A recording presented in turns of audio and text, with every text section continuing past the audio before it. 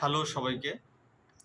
তো আমাদের যারা গভর্নমেন্ট এক্সামের জন্য প্রিপারেশন নিচ্ছ, তাদের জন্য আমি পলিটিক থেকে একটা ছোট্ট বিষয় তুলে ধরব, যে ডাইরেক্ট সিস্টেম আর ইনডাইরেক্ট সিস্টেম কি ইলেকশনে।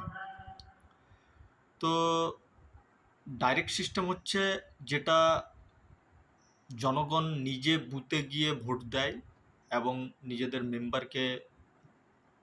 মেম্বারের জন্য ভোট দেয়, সেটা হচ্ছে ডাইরেক্ট সিস্টেম। ইনডাইরেক্ট সিস্টেম হচ্ছে আমাদের যেগুলো মেম্বার অফ পার্লামেন্ট পোস্ট, সেখানে কারা অংশগ্রহণ করে? সেখানে সাধারণ জনগণ অংশগ্রহণ করে না, কিন্তু সাধারণ জনগণ ভোট দিয়ে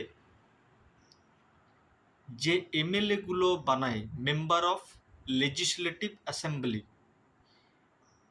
যে এমএলএগুলো সাধারণ জনগণ দ্বারা নির্ধারিত হয়, সেই এমএলএগুলো নিজেদের মধ্যে ভোট দিয়ে এক একটা এমপিকে নির্ধারণ করে, মেম্বার অফ পার্লামেন্টকে।